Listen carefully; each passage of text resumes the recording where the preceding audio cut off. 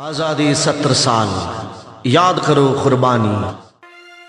आज आधुनिक युग की भागम भाग में हम हिंदुस्तानी प्राय अपनी पहचान, अपना अस्तित्व, अपना इतिहास और इतिहास के महानतम योद्धाओं, क्रांतिकारियों, स्वतंत्रता सेनानियों को भूल चुके हैं, जिनकी शहादतों की वजह से आज हम इस आजाद भारत में सुकून की सांस ले रहे हैं।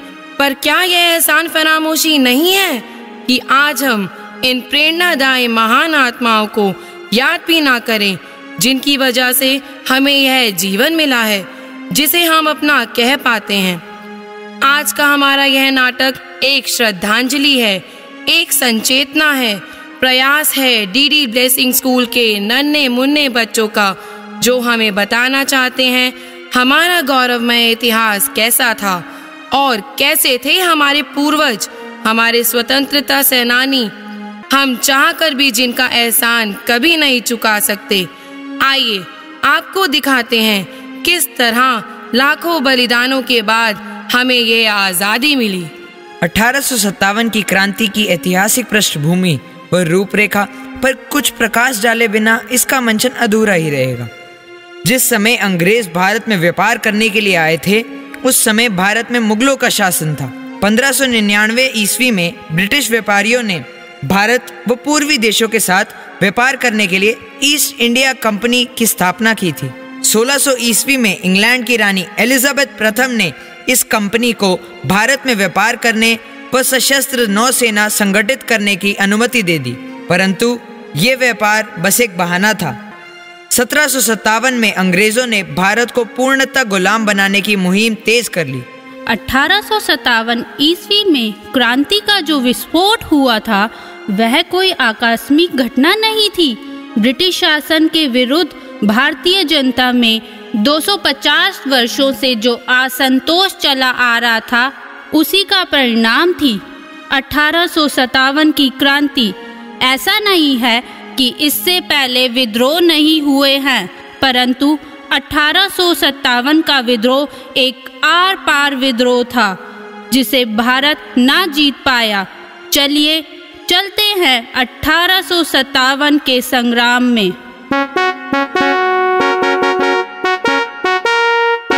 गंगाधर राव का दरबार।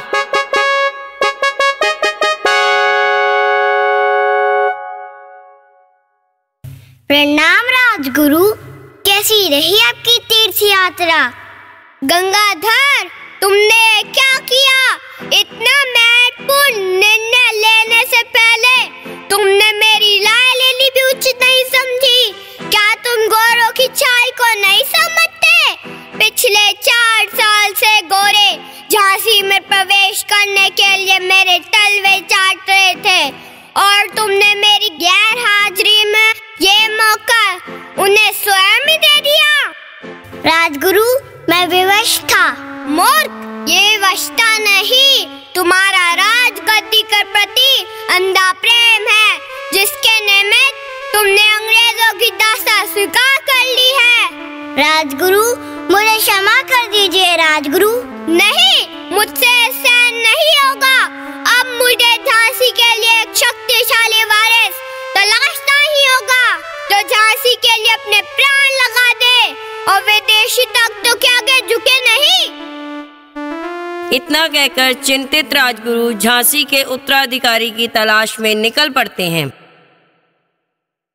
भारतवर्ष में अंग्रेजों का आतंक, एक ब्रिटिशर्स एक साधारण से इंसान को कोड़ों से मार रहा है।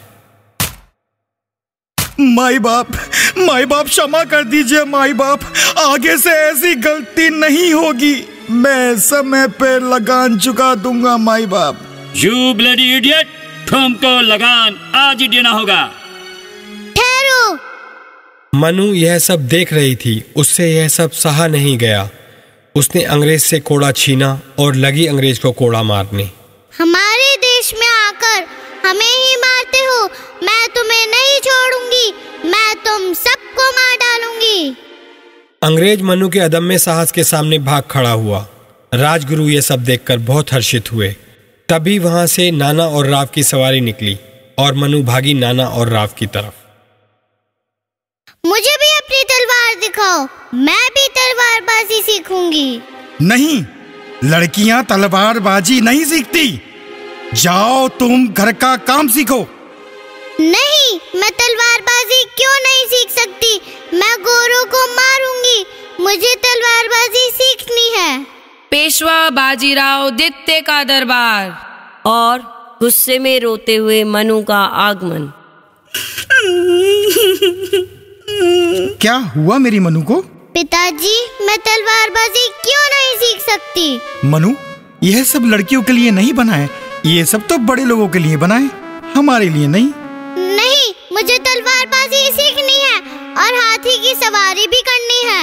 अरे मनु बेटा, हाथी की सवारी हमारे भाग्य में कहाँ? देखो पिताजी, मेरी हस्तरेखा में बहुत से हाथी घोड़े हैं। मैं पेशवा साहब से मनु के बर्ताव के लिए क्षमा चाहता हूँ।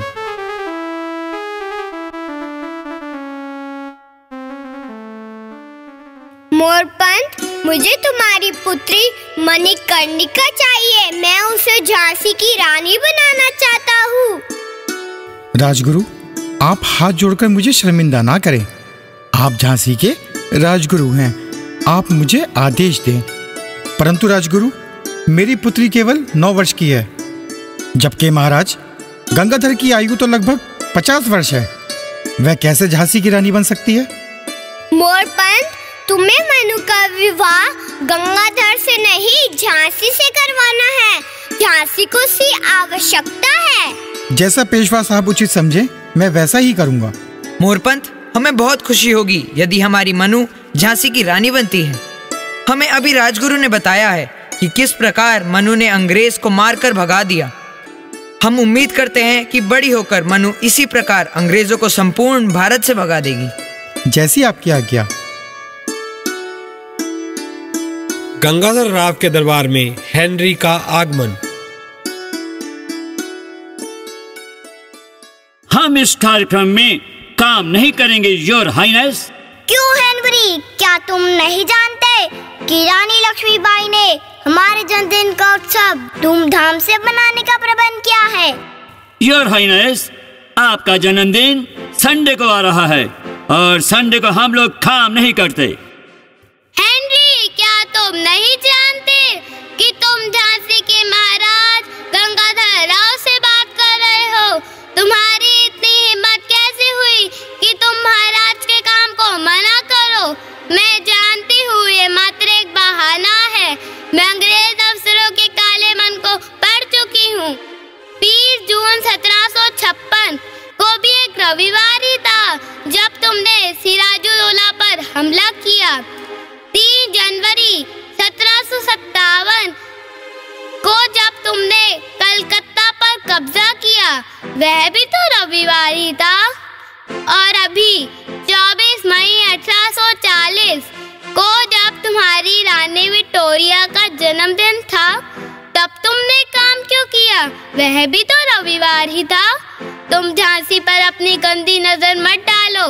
महाराज तुम्हें काम करने का मेहनताना देते हैं। तुम्हें काम करना ही होगा, इसे हमारा हुक्म समझो। जी योर हाइनेस।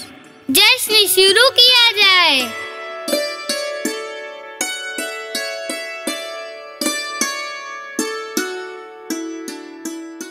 पिंगा गपोरी पिंगा मला पिंग्यानी माला बोलवली रात घालवली पोरी पिंगा।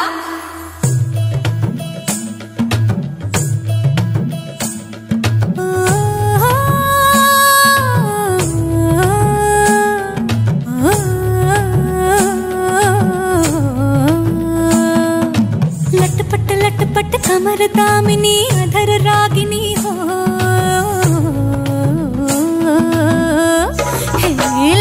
लटपट कमर दामिनी अधर रागिनी मेरे दर आई कैसे सजी धजी। देखो मेरे पिया की सावरी जिया से बावरी, मेरे अंगना में देखो आज खिला है चाँद। गे बाजे धुन झम झम झमाक झम, तो नाचे मन झम झम झमाक झम। गे बाजे धुन झम झम झमाक झम, तो नाचे मन झम झम झमाक झम। लटपट कमर दामिनी अधर रागिनी मेरे दर आई कैसे सजी धजी। धजी देखो मेरे पिया की सावरी, जिया से बावरी मेरे अंगना में देखो आज खिला है चांद। गे बाजे धुन झम झम झमाक झाम, तो नाचे मन झम झम झमाक झाम। गे बाजे धुन झम झम झमाक झाम, तो नाचे मन झम झम झमाक झाम। पिंगा गपोरी पिंगा गपोरी पिंगा गपोरी पिंगा, पिंगा गपोरी पिंगा गपोरी पिंगा गपोरी पिंगा।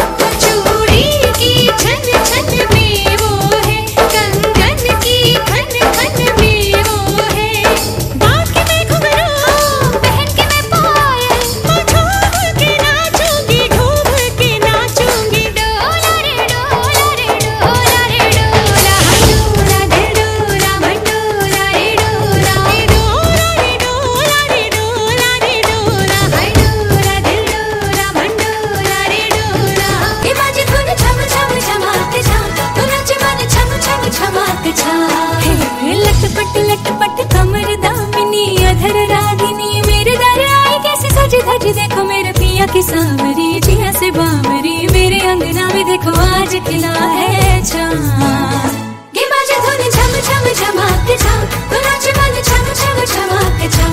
गे बाजे धुन झम झम झमाक झाम, तो नाचे मन झम झम झमाक झाम।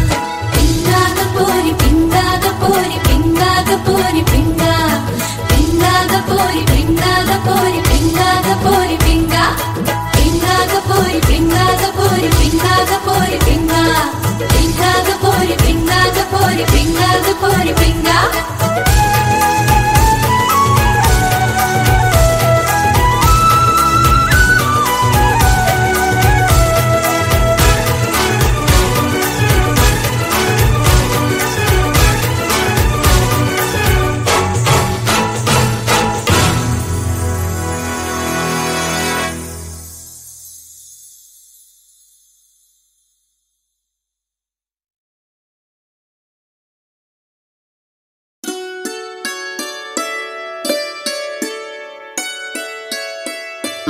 पड़ेगा। बहुत पार की नजर है राजगुरु की। तुम्हारे तेवर देखकर तो कोई भी स्तब्ध रह जाए। हम तो भगवान से प्रार्थना करेंगे कि हमारे होने वाला पुत्र भी तुम पर ही जाए। महाराज, आप तो यूं ही हमारी प्रशंसा करते रहते हैं। हमारा पुत्र आप ही की तरह प्रतापी होगा, और यदि पुत्री भी हुई तो भी मैं उसे शस्त्र शिक्षा दूंगी। बल्कि मैं आपको बताना चाहती हूँ, मैं झांसी में लड़कियों की एक सेना तैयार कर रही हूँ। जरूरत पड़ने पर झांसी की बेटियां भी अपनी जान की बाजी लगा देंगी।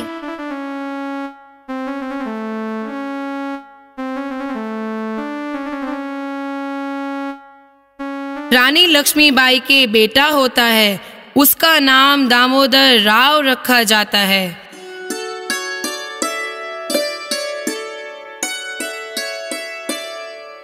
महाराज, महाराज, बधाई हो। झांसी के युवराज की किलकारियां आपके आंगन में गूंज उठी हैं। दासी, तुमने हमें बहुत शुभ सूचना दी है। ये लो तुम्हारा इनाम।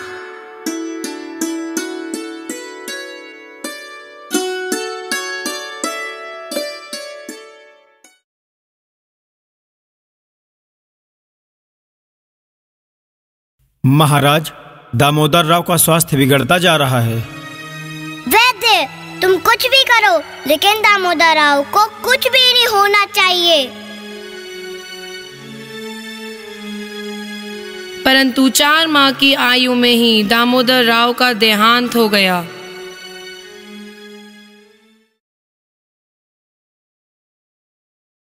महाराज, ये शोक समाचार है कि युवराज दामोदर राव नहीं रहे।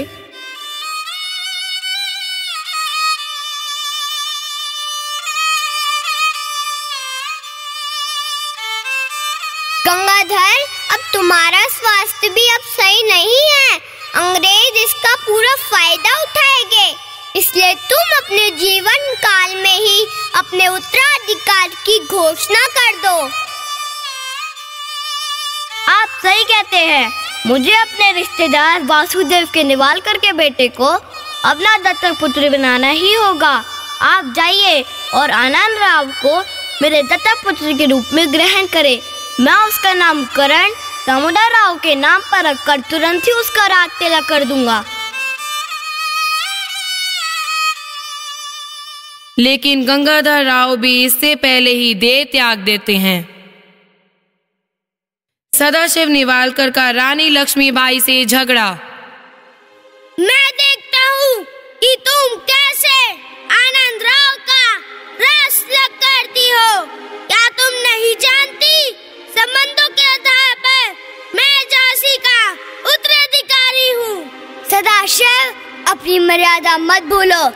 तुमने झांसी के लिए आज तक किया ही क्या है? उल्टे तुम तो अंग्रेजों का साथ देते हो। जाओ, जो तुमसे बन पड़ता है कर लो। दामोदर राव का राज तिलक होकर रहेगा। इतना सुनकर सदाशिव अंग्रेज अफसर जॉर्डन के सामने शिकायत करने पहुंच जाते हैं।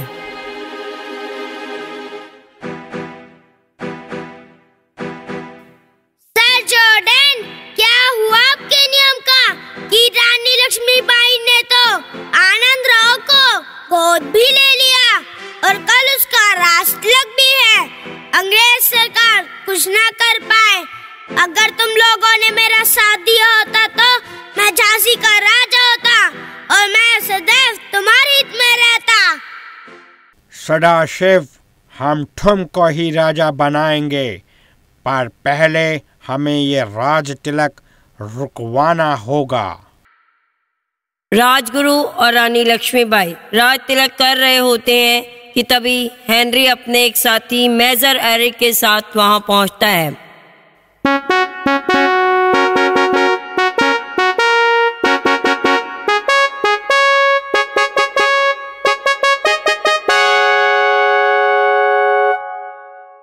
रोक दो ये राज तिलक। हेनरी, क्या तुम्हें दिखता नहीं है? हम राज तिलक कर रहे हैं। तुम्हारे फरमान पर हम बाद में ध्यान देंगे।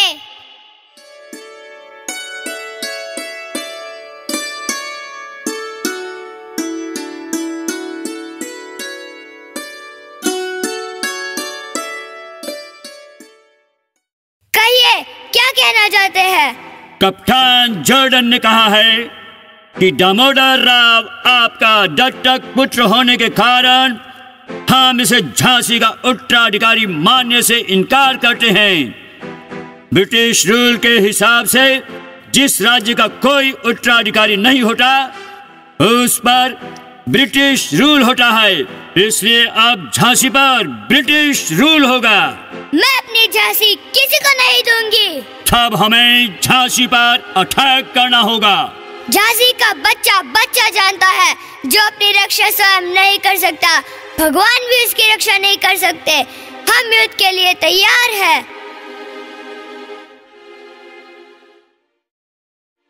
राजगुरु, हमें आक्रमण की तैयारी कर देनी चाहिए। मैं अपनी झांसी किसी कीमत पर अंग्रेजों को नहीं दूंगी। हम कल ही आक्रमण करेंगे।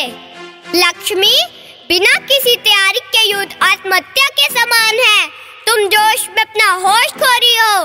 मैं वार्तालाप में समय व्यर्थ नहीं करना चाहती। अब मेरी तलवार ही अंग्रेजों से बात करेगी। लक्ष्मी, मैं तुम्हें झांसी के भविष्य से खिलवाड़ नहीं करने दे सकता। हम युद्ध करेंगे, अवश्य करेंगे, लेकिन मरने के लिए नहीं, जीतने के लिए।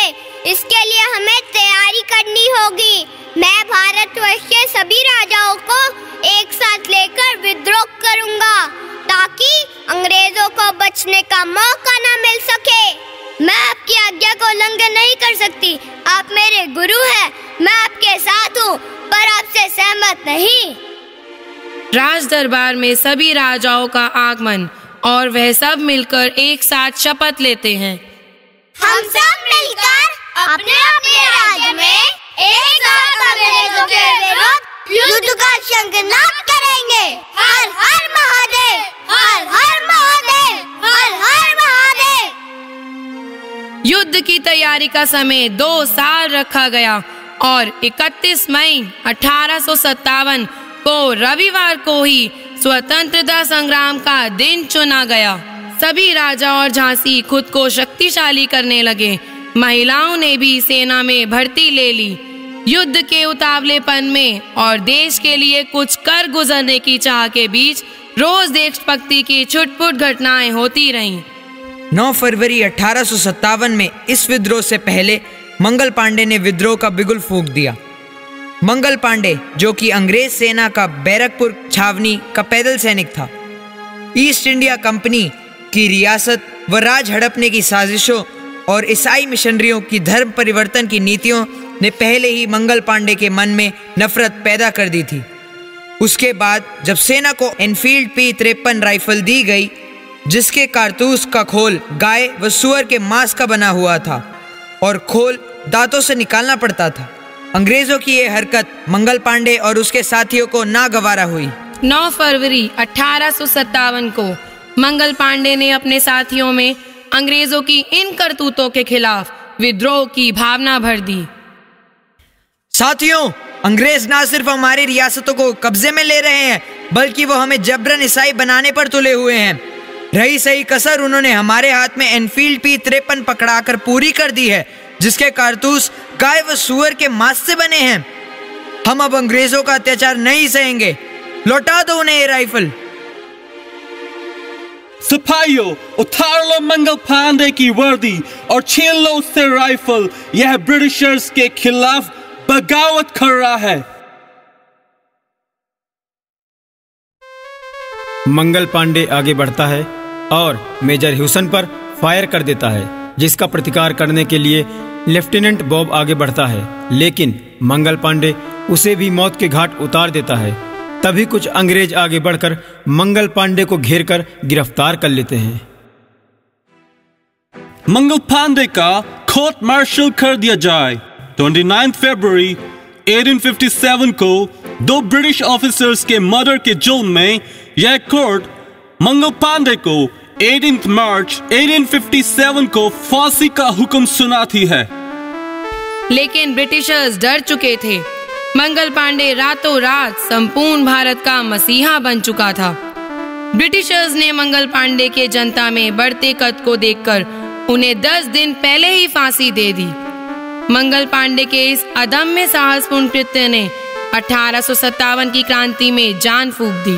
और मेरठ छावनी में 31 मई को होने वाला विद्रोह 10 मई को ही भड़क उठा। सिलसिलेवार भारत के सभी प्रांतों से विद्रोह की चिंगारियां भड़कने लगी, जिस कारण अंग्रेज हताहत होने लगे। सदाशिव निवालकर की चुगली से अंग्रेजों को भनक लग गई कि यह सब रानी लक्ष्मीबाई की अगुवाई में हो रहा है, और 28 मई 1857 को अंग्रेजों ने झांसी के किले पर आक्रमण कर दिया। 6 दिन तक अंग्रेजों को मुंह की खानी पड़ी। तब सदाशिव निवालकर की गद्दारी ने अंग्रेजों को किले में प्रवेश का मौका दे दिया और शुरू हो गया रानी झांसी और अंग्रेजों के बीच आर पार लड़ाई का सिलसिला। राजगुरु ने रानी झांसी को झांसी से निकाल दिया और खुद झांसी में अंग्रेजों से मोर्चा लेने लगे, और झांसी की रक्षा करते हुए राजगुरु ने अपने प्राण न्यौछावर कर दिए और रानी कालपी के लिए निकल गईं।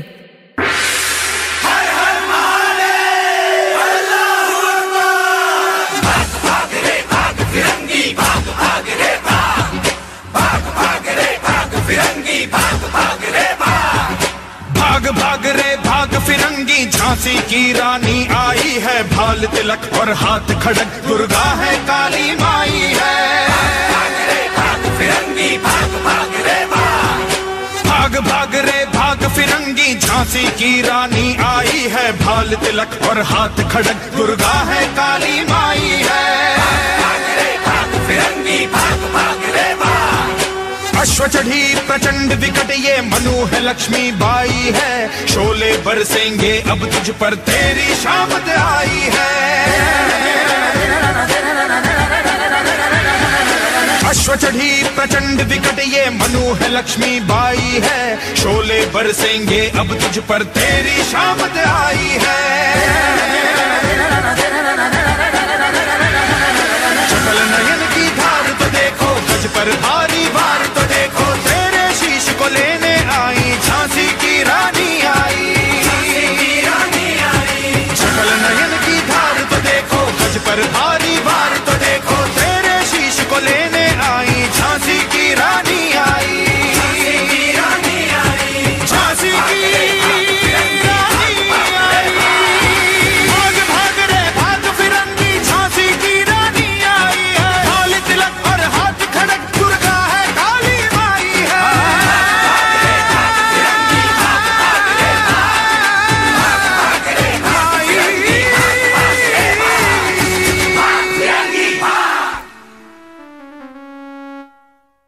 रानी झांसी अपने 24 साथियों के साथ जोखमदार और गोपालपुर में अंग्रेजों से लोहा लेते हुए अकेली ही बचकर कालपी पहुंच पाई, जहां नाना राव और तात्या तोपे के साथ मिलकर रानी झांसी ने ग्वालियर का किला अंग्रेजों से वापस जीता।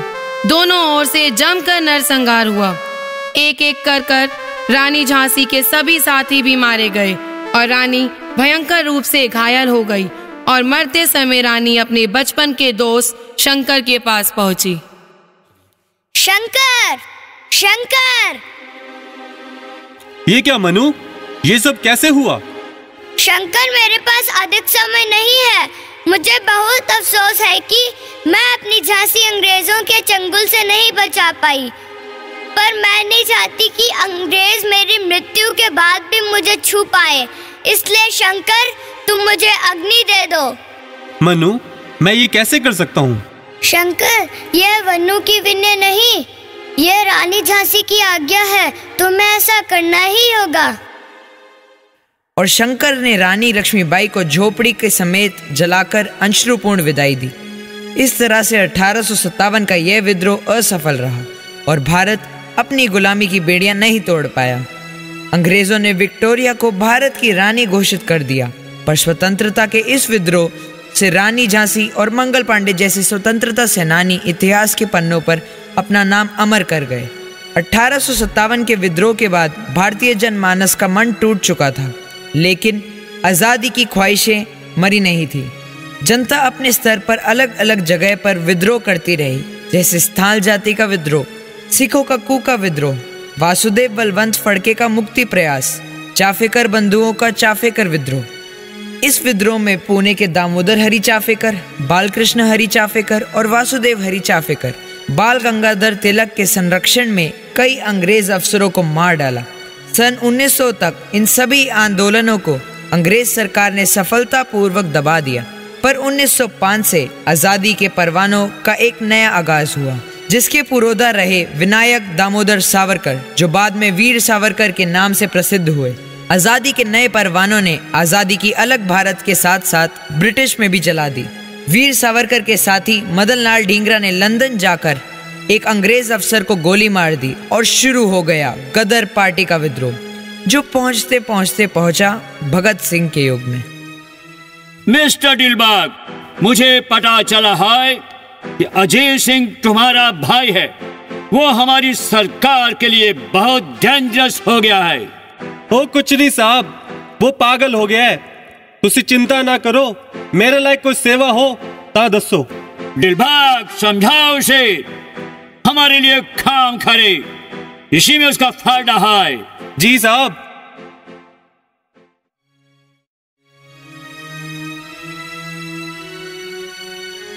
ओ श्याम, मैं जो कह रहा हूँ तेरी भलाई के लिए कह रहा हूँ।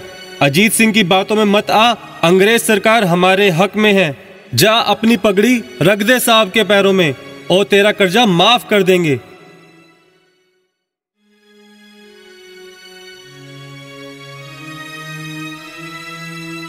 साहब, मैं बहुत गरीब आदमी हूँ। ओ श्याम, ऐ की कर रहे हैं? अपनी इज्जत दा सौदा करन चल रहे हैं? याद रख, चमड़ी जाए दमड़ी जाए पर पगड़ी ना जाए। ओ की करी जाना है, क्यों मरी जाना है, की करी जाना है, ओ क्यों मरी जाना है, और की करी जाना है, क्यों मरी जाना है। ऐसे ना बुजुर्गों की इज्जतें उछालो, पगड़ी संभाल जटा, पगड़ी संभालो, पगड़ी संभाल जटा, पगड़ी संभालो। की करी जाना है, क्यों मरी जाना है। ऐसे ना बुजुर्गों की इज्जतें उछालो, पगड़ी संभाल जटा, पगड़ी संभालो, पगड़ी संभाल जटा, पगड़ी संभालो।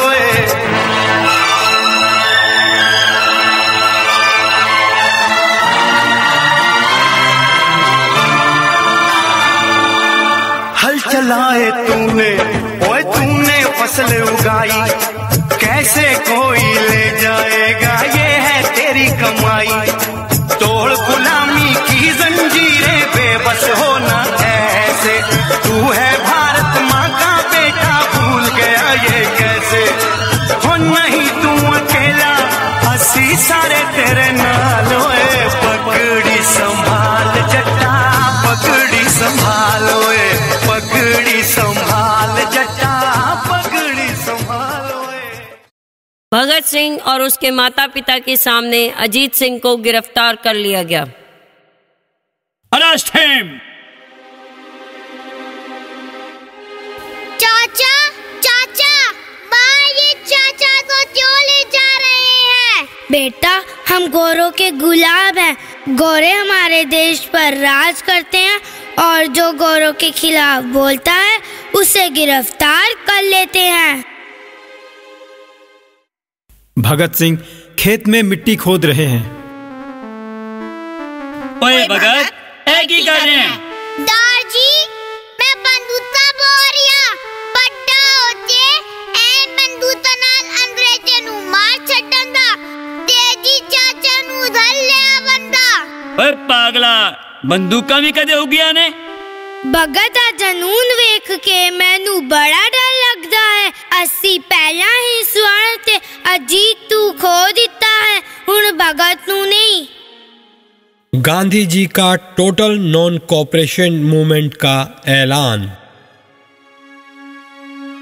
हम लड़ेंगे, जरूर लड़ेंगे, पर हिंसा से नहीं, अहिंसा से। हमारा हथियार होगा असहयोग आंदोलन, टोटल नॉन कोऑपरेशन मूवमेंट। कोई भी हिंदुस्तानी अंग्रेज सरकार का साथ ना दे, नौकरी छोड़ दो, बच्चों को अंग्रेजों के स्कूल भेजना छोड़ दो, टैक्स देना छोड़ दो, सारे विदेशी कपड़े जला दो, अंग्रेज सरकार का सारा काम रोक दो। असहयोग आंदोलन से खुशी का माहौल और भगत सिंह के घर का दृश्य। भगत माँ, गांधी जी ने असहयोग आंदोलन चालू कर दिता है और हुण देखना, हाँ अंग्रेजां दी सरकार किन्ना टिकदी है। किशन सिंह जी, वे शामा की खबर ले आया है? किशन सिंह जी, गांधी जी ने तो अपना आंदोलन वापस भी ले लिया है। अजीत सही कहंदा सी, गांधी दिया गल्ला समझ तो परे ने, हुण की होया? चारी चौरा पुलिस स्टेशन के बाहर क्रांतिकारियों ने एक अंग्रेज अफसर को मार दिया। तो गांधी जी कहते हैं अभी हम आंदोलन के लिए तैयार नहीं हैं, इसलिए आंदोलन वापस। दारजी, मैं चाचे वर्ता बनना है, अंग्रेज जानू नहीं समझ आंदी, अहिंसा। पहली और अंतिम बार कोर्ट में खड़े चंद्रशेखर आजाद।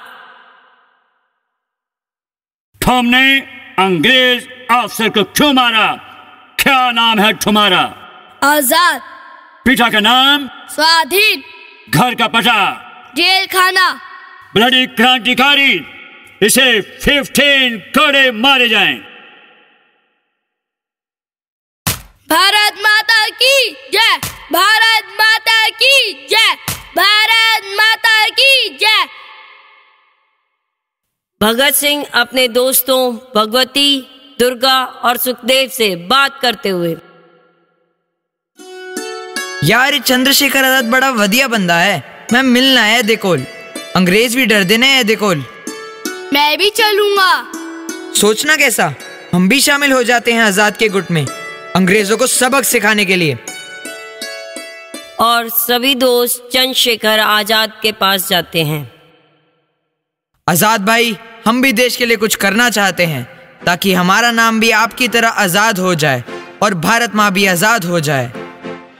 अब भी जिसका खून न खोले, खून नहीं वो पानी है, जो देश के काम ना आ सके वो बेकार जवानी है। भगत, मुझे खुशी है कि तुम्हारा खून भी देश की आजादी के लिए खोल रहा है। भगत सिंह और उसके साथी HRA से भी जुड़ गए। आओ भगत सिंह, मुझे तुम्हारे अध्यापक विघालंकर जी से तुम्हारा पता लगा, बताओ क्यों जुड़ना चाहते हो HRA से? बिस्मिल जी, जिस वजह से आपने पार्टी बनाई, मुल्क की आजादी, मैंने बचपन से ही एक ही सपना देखा है, आजाद भारत का सपना। जवानी का गरम खून है, सपने भी देखेगा, उभाले भी मारेगा।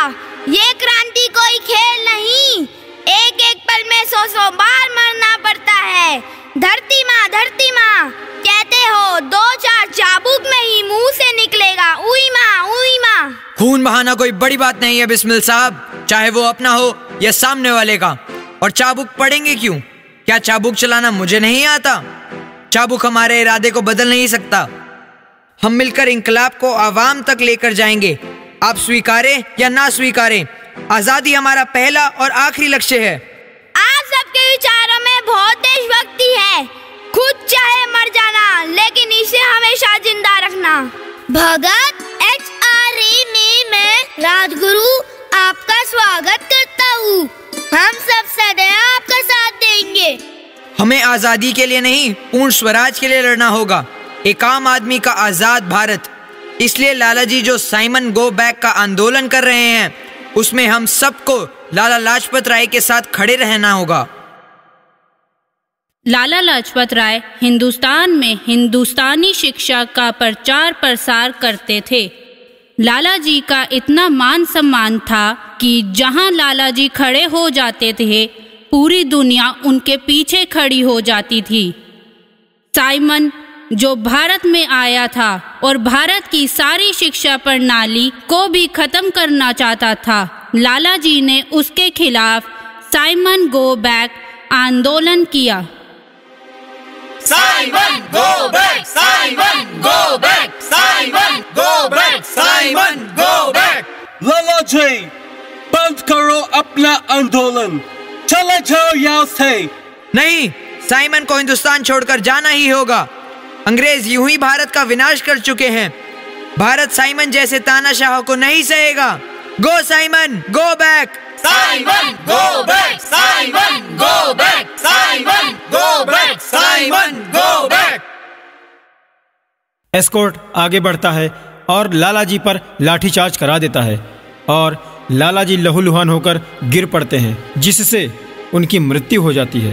भगत सिंह, राजगुरु, सुखदेव, भगवती, जय गोपाल सब मिलकर लालाजी की मौत का बदला लेने का निर्णय लेते हैं।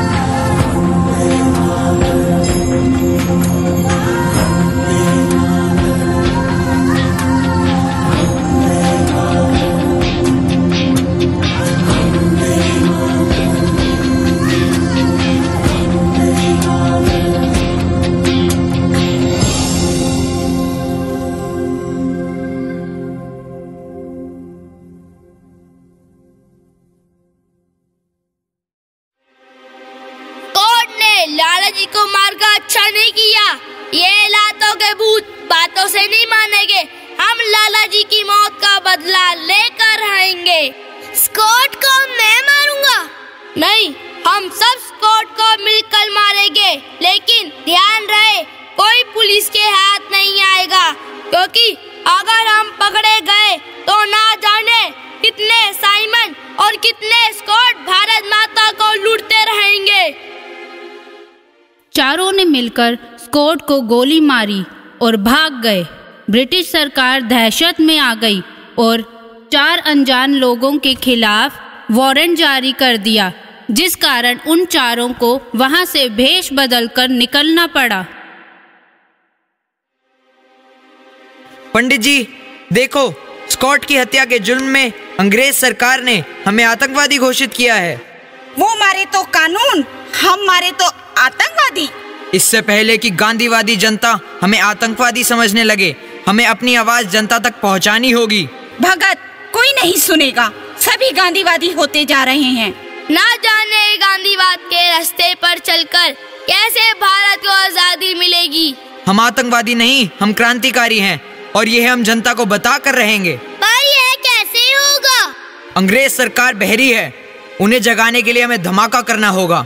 हम असेंबली में बम फोड़ेंगे, पर किसी को मारने के लिए नहीं, सिर्फ विरोध करने के लिए, और अपने आप को उनके हवाले कर देंगे ताकि भारत की जनता को यकीन हो जाए कि हम क्रांतिकारी हैं, आतंकवादी नहीं। क्या बम? बम? हाँ, हम बम फोड़ेंगे।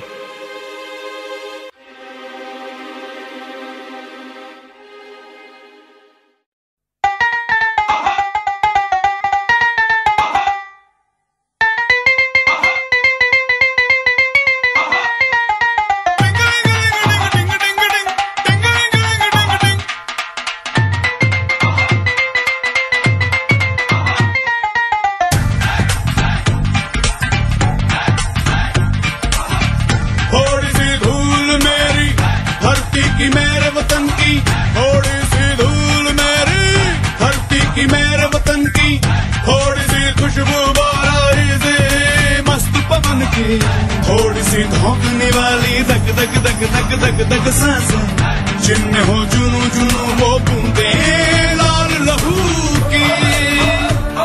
ये सब तू मिला मिला ले, फिर रंग तू खिला खिला ले। ये सब तू मिला मिला ले, फिर रंग तू खिला खिला ले।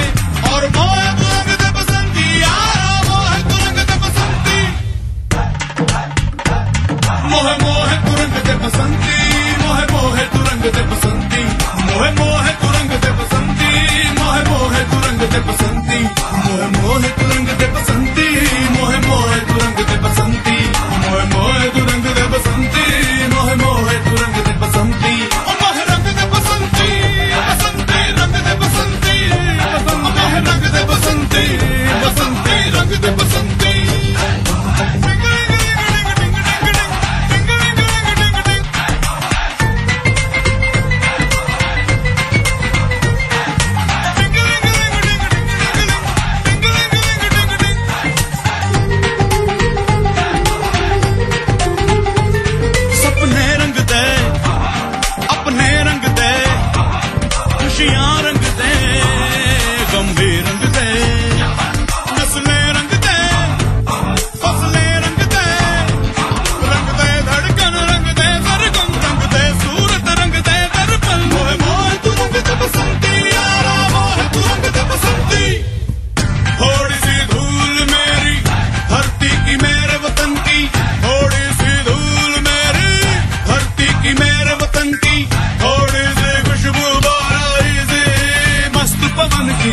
थोड़ी सी धोखने वाली धक धक धक धक धक धक सांसें, जिनमें हो जुनू जुनू वो बूंदे लाल लहू की।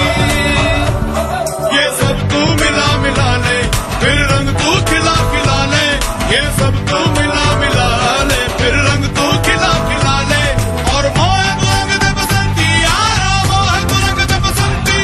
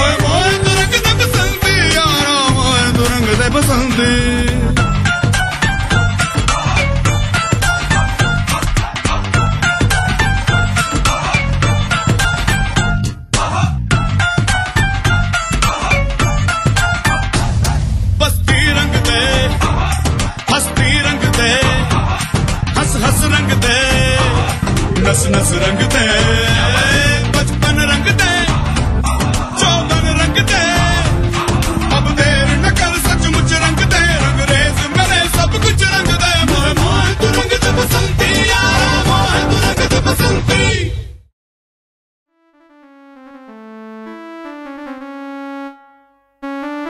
8 अप्रैल को जब वाइसरॉय भारत के खिलाफ नए नए कानून बनाने का बिल पास कर रहे थे, तभी भगत सिंह और बटुकेश्वर दत्त ने वहां बम फोड़ दिया और नारे लगाते हुए इनकलाब जिंदाबाद, इनकलाब जिंदाबाद, खुद को कानून के हवाले कर दिया।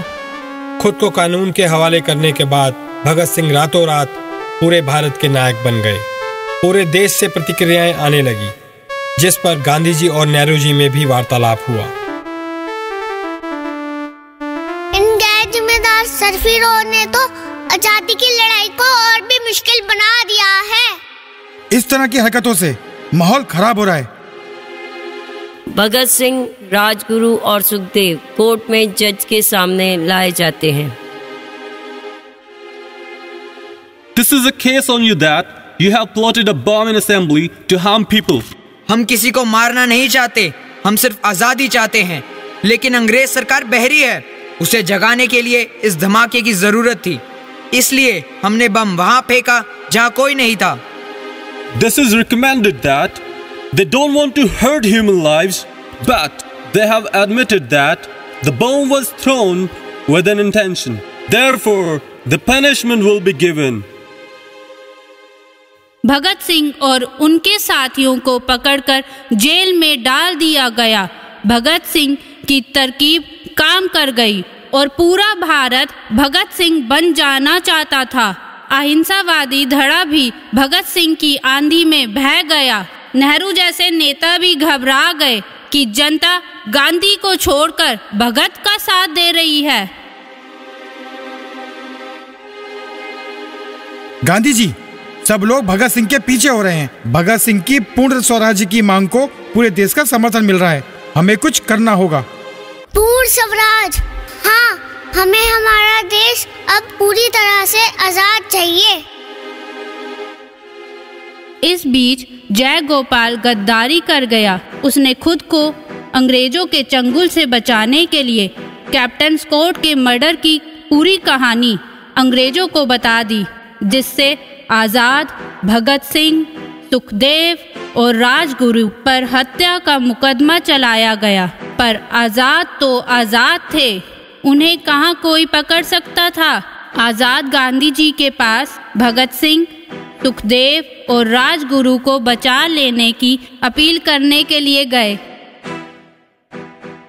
गांधी जी, आप जानते हैं कि भगत सिंह ने पूरे हिंदुस्तान में पूर्ण स्वराज्य की मांग को लेकर बच्चे बच्चे को ही देश का सिपाही बना दिया है और अंग्रेज सरकार ने भगत सिंह को स्कॉट की हत्या के जाल में फंसा दिया है।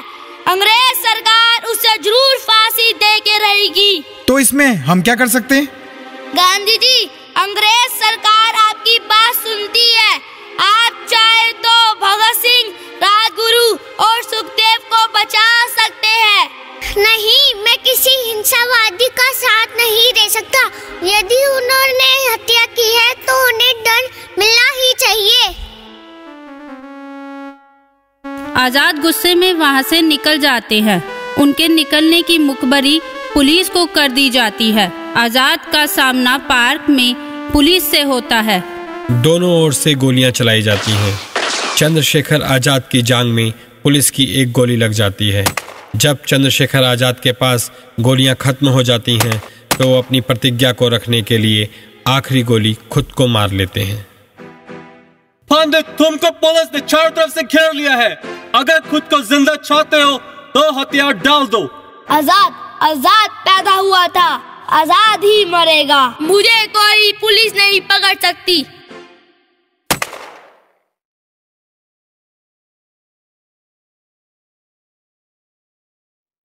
हम तो यूं ही जेल में सड़ रहे हैं। जेल में रहना भी तो मौत ही है। सही कहते हो दोस्त, हमें भी चंद्रशेखर आजाद की तरह आजाद रहना था और 2-4 अंग्रेजों को मार के मरना था। तुम सही कहते हो। जिल्लत की जिंदगी से तो इज्जत की मौत ही कहीं बेहतर है। भगत सिंह जी, कोई देशद्रोही फिर गद्दारी कर गया। चंद्रशेखर आजाद को पुलिस ने चारों तरफ से घेर लिया और चंद्रशेखर जी ने खुद को गोली मार ली, लेकिन वो पुलिस के हाथ नहीं आए। जिंदगी तो अपने दम पर जी जाती है, औरों के कंधे पर तो जनाजे उठाए जाते हैं। पंडित जी, आपने जो जिंदगी जी है वो मिसाल है। आप जैसा सबूत पाकर भारत माता धन्य हो गई। फिर कोर्ट में भगत सिंह, राजगुरु और सुखदेव को फांसी की सजा सुना दी गई। मेरा रंग दे बसंती चोला, मेरा रंग दे बसंती चोला, मेरा रंग दे बसंती चोला, मेरा रंग दे बसंती चोला। हो आज रंग दे, हो माए रंग दे, मेरा रंग दे बसंती चोला, मेरा रंग दे बसंती चोला, मेरा रंग दे बसंती चोला, मेरा रंग दे बसंती चोला, माए रंग दे बसंती चोला।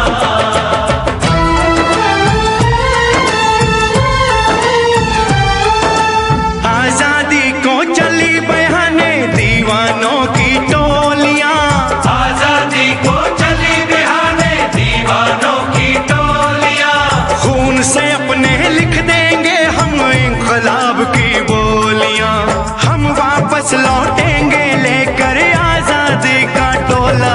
मेरा रंग दे, ओ मेरा रंग दे बसंती चोला, मेरा रंग दे बसंती चोला, मेरा रंग दे बसंती चोला, माए रंग दे बसंती चोला।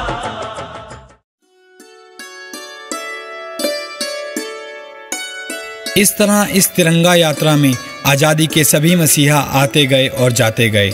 डीडी ब्लेसिंग परिवार इन सभी स्वतंत्रता सेनानियों का, जिनके बारे में डीडी ब्लेसिंग्स के बच्चों ने आपको अभिनय के माध्यम से बताया और जिनके बारे में जैसे कि नेताजी सुभाष चंद्र बोस, वीर सावरकर, लोकमान्य बाल गंगाधर तिलक, ऐसे अनेकों अनेक नाम जो तिरंगा यात्रा के महत्वपूर्ण नाम हैं, पर समय के अभाव के कारण हम आपको बता नहीं पाए।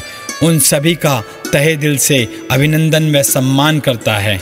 हमारा ये नैतिक कर्तव्य है कि हम सभी अपनी आने वाली पीढ़ी को विरासत के रूप में यह सब बताते व समझाते रहें, ताकि भारत देश का हर बच्चा देश प्रेम के और स्वतंत्रता के महत्व को जान सके।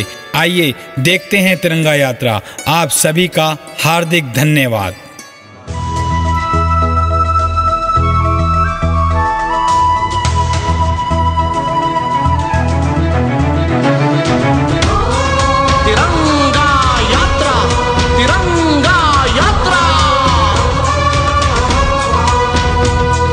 तिरंगा ध्वज के रंग है, हम रंग है, हम रंग है, तिरंगा यात्रा के तरंग हम, तरंग हम, तरंग है।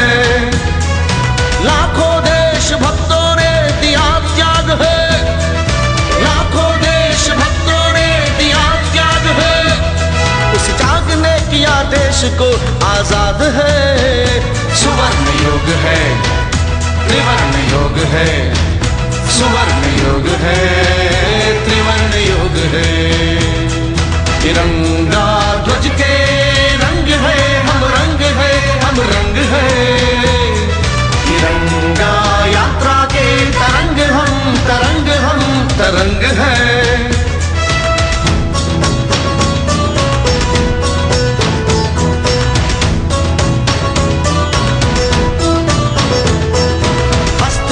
तलवार से लड़ी झांसी रानी, ताकत है आजादी की तांतिया तोपे, तूफानों से भिड़ जाए पटेल है फौलाद, ज्वालामुखी उगलता लावा चंद्रशेखर आजाद, झूल गए फांसी फंदे से भगत सिंह, भगत सिंह जेल की दीवारों को चूमे सावरकर, सावरकर भारत का गौरव बढ़ाया सुभाष चंद्र ने, स्वराज्य हक का तिलक लगाया बाल गंगाधर ने, बंकिम चंद्र के रचना स्फूर्ति वंदे मातरम। देश मन में बसा लिया था गांधी का धर्म। स्फूर्ति प्रदाता बिरसा मुंडा गिरिजन ज्योति गोविंद गुरु श्याम प्रसाद केरल गांधी केलप्पन। ईशान्य राज्य की वीर नारी रानी गैडनलू। अनन्य साहसी प्रचंड ज्वाला रानी अब्बक्का। वीरों के त्याग से मिली स्वतंत्रता भारत को। खून से भीगे अंचल का क्या मोल दिखा दुनिया को। हरियाली लहराए झूमे पावन हवाएं। तिरंगे और चक्र से हुई रोशन फिजाएं। परम पावन ये परम पावन सुवर्ण युग है त्रिवर्ण युग है। सुवर्ण युग है त्रिवर्ण युग है त्रिवर्ण युग है। तिरंगा ध्वज के रंग है हम रंग है हम रंग है। तिरंगा यात्रा के तरंग हम तरंग है।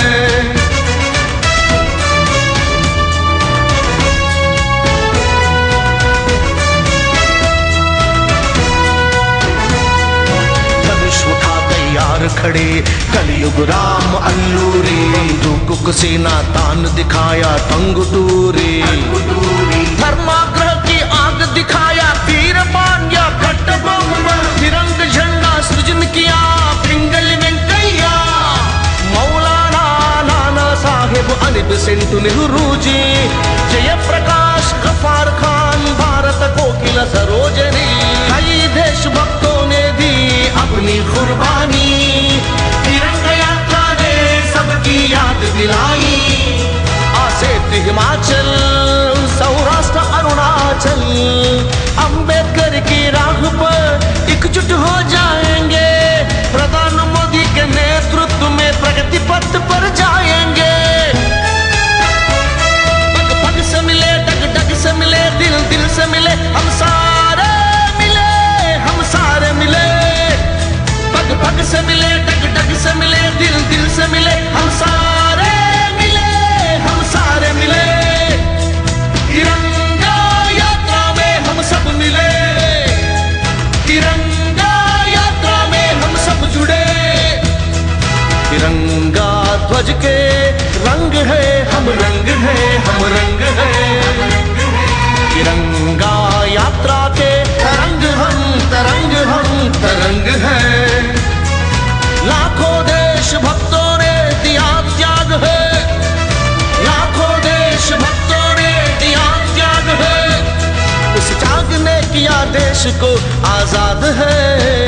सुवर्ण युग है त्रिवर्ण युग है। सुवर्ण युग है त्रिवर्ण युग है। तिरंगा ध्वज के रंग है हम रंग है हम रंग है।